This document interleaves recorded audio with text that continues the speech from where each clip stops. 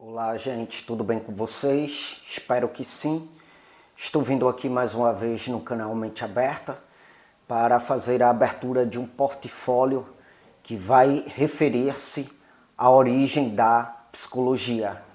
Então, irei estar falando nesta playlist sobre a origem da psicologia. Então, vejam bem, o surgimento da psicologia enquanto ciência dependeu do avanço de outras ciências. De modo muito significativo, dependeu do avanço da fisiologia. Do que é que se trata a fisiologia, né? A fisiologia é um ramo da biologia que vai estudar as funções, as partes, né, de organismos vivos.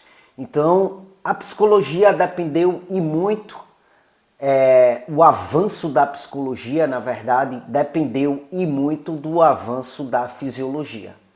No século XVII, os fisiologistas desenvolveram um interesse muito significativo pelo cérebro humano, né? Este interesse se deu no sentido de poder estudar e poder identificar qual que seria a relação do cérebro humano com o comportamento. Então, no início do século XVIII, descobriu-se que, por exemplo, uma lesão em um lado do cérebro iria produzir uma perda de função no lado oposto do corpo, né? Então, foram descobertas importantes para a fisiologia no século XVIII que fomentou uma evolução, né? Consequentemente, fomentou uma evolução na dimensão da psicologia. Então, por volta do início do século XIX, a ideia de que diferentes áreas do cérebro relacionavam-se a diferentes funções comportamentais, isso aí há de ser um feitio descoberto, há de ser uma ideia consolidada e altamente discutida na época, e como eu falei, de grande importância para a dimensão da psicologia, para o avanço da psicologia. Então, de modo coletivo, as primeiras descobertas científicas, né, no que diz respeito à fisiologia, as primeiras descobertas científicas por parte dos fisiologistas lançaram as bases de uma ideia que seria aí essencial, que seria de grande importância para o surgimento da psicologia, entende? Para a evolução da psicologia.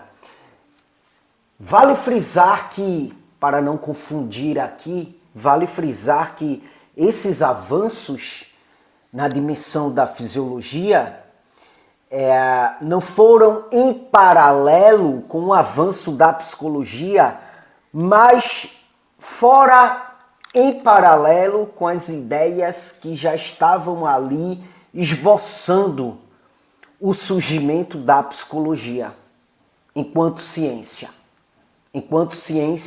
independente.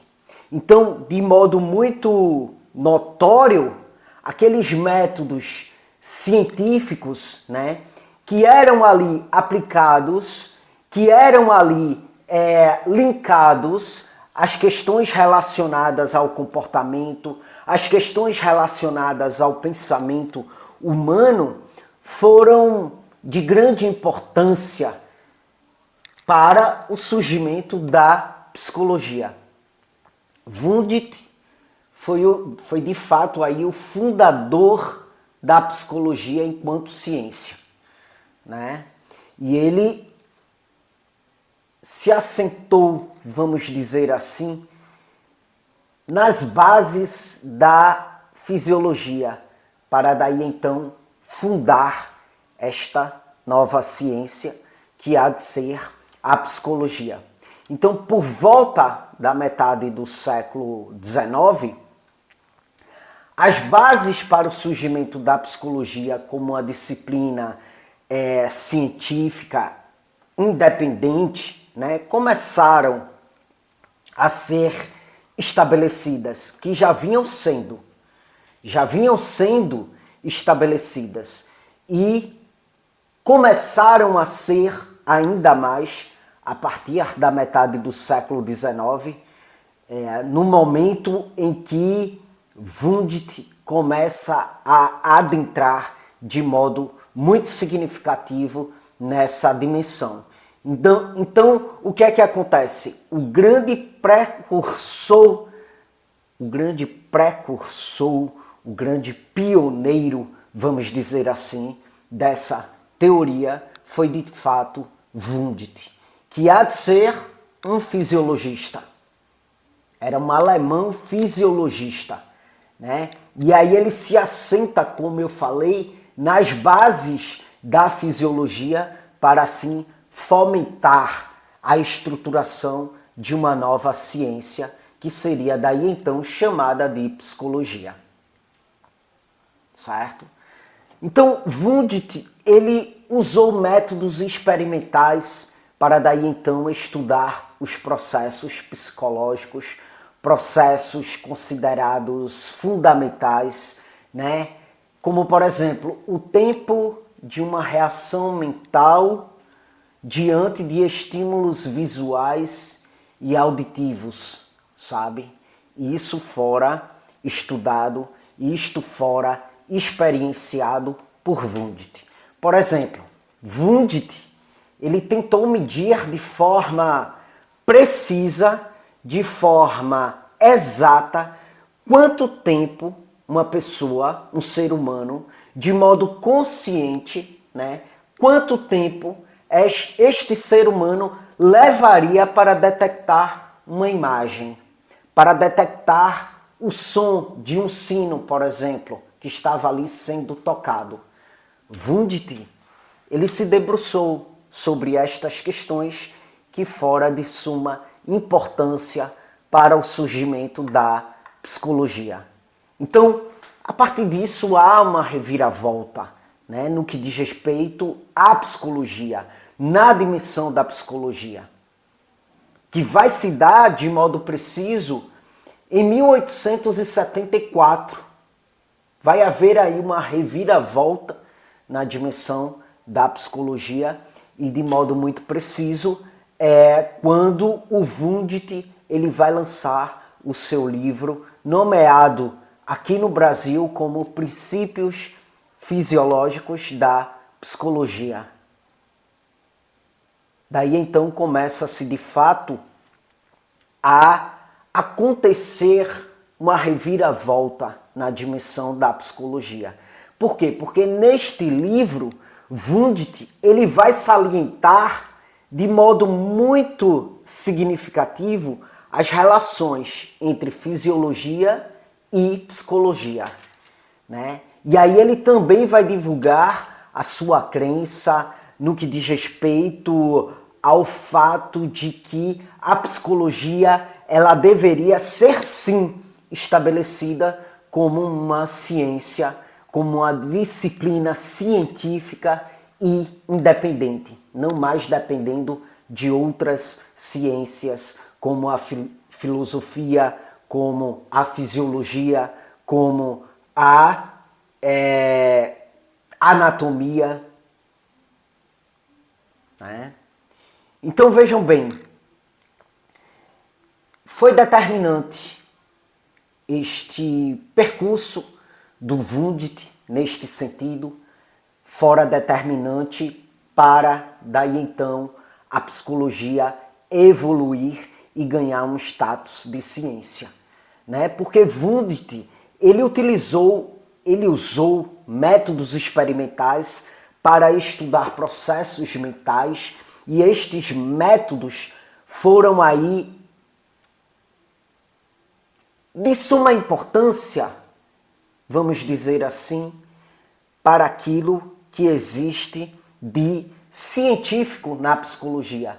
Para isto que existe de científico na psicologia, ganhar de fato uma importância, tomar de fato uma dimensão que pudesse aí trazer credibilidade à psicologia enquanto ciência. Então, alguns anos mais tarde, mais precisamente em 1879, Wundt ele atingiu, né, o seu objetivo de fato quando ele criou o primeiro laboratório de pesquisa psicológica. Muitos vão considerar esse fato, né, como o marco do início da psicologia como uma ciência experimental. Este marco ele vai se consolidar neste feitio de Wundt. É quando ele cria este laboratório, né, que vai aí debruçar-se nas pesquisas psicológicas. Wundt ele vai definir a psicologia como o estudo do consciente. Ele vai enfatizar o uso de métodos experimentais para daí então estudar a psicologia, para daí então medir processos psicológicos. Então, até a sua morte, que se deu aí em 1920, Wundt ele exerceu uma grande influência no desenvolvimento da psicologia enquanto ciência.